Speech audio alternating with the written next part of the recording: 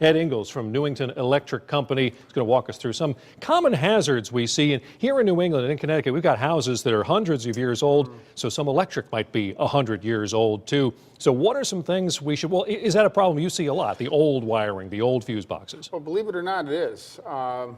There's still a vast number of homes in Connecticut that have electric services in their basement that look like this. This is old. What kind of era are we talking about? When was this probably installed? This is a what we call a 60 amp service. Yep. And most 60 amp services like this have fuses and also still have the electric meter down in the basement. And it mostly, you know, if somebody looks at this, they'll say, geez, that looks just like the service in my home. Sometimes they're in the basement, other times they're in the garage. They still sell these fuses? Oh yeah, you can still buy these fuses. Right. Yeah, there's quite a few homes that still have this. If I'm looking to sell my house, though, yes, I'd probably want to get this upgraded. Otherwise, I might have some trouble selling it. That's one of the biggest calls, or the most frequent calls we have, is from banks or from real estate agents that call us at the last minute because after the home inspection person goes in to look the house over, they notice that there's still a 60 amp service, and the banks won't give the prospective buyer a mortgage until they have the service upgraded. So they look at electric services, they look at the oil burners, things like that. Right. So, okay. And so usually the meters these days are going to be outside too. Yes, that's correct. You know, back in the old days, they put the meter down in the basement, and they had the fuse and the pull-outs like this, where you have an electric range, and you have the old fuses that still look like that. Yep. Mm-hmm. So, yeah. But, you should also keep an eye out. I'm looking from the notes that you gave us, frayed wiring, rusting, corroding, that sort of thing. Yeah, Ken, that's a pretty good point that you bring up. You know, regardless of whether anybody has an old service that looks like this, or even a newer service, there's a few things that people can do. One of the main things we see is water that drips in the bottom of drips out the bottom of the electrical panel. And that's caused from, when the meter's outside and the cable starts to get frayed or deteriorated on the outside of the home. Oh, okay. The water will go right in through the cable and it drips right through and drips right out of the panel. That sounds very dangerous. Yeah, that's one of the things that, that we find quite a little bit of.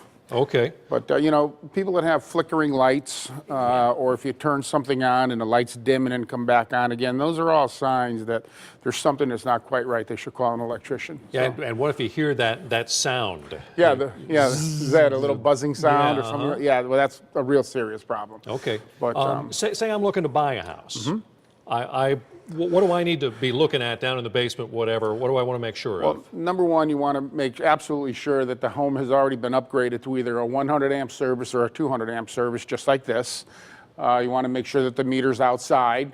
Number one, you should make sure to call a good home inspector. Right. They've come a long ways today. A lot of people are, they've sort of had a little bit of a bad rap in the beginning. I'm talking about home inspectors, but over the years they've really evolved, and it's a great idea to have your home inspected by a home inspector and get their opinion on what needs to be done. But the biggest thing for electrical is to make sure your service has been upgraded, that it can handle the appliances that we have today. Yeah, well, that's the thing, is because we're running all this stuff and the giant TVs and everything, and it draws a lot more power than things used to. Well, we tell people that all the time, because if you have an old service like this, chances are this service was put in maybe 30, 40 years ago, which isn't really that long.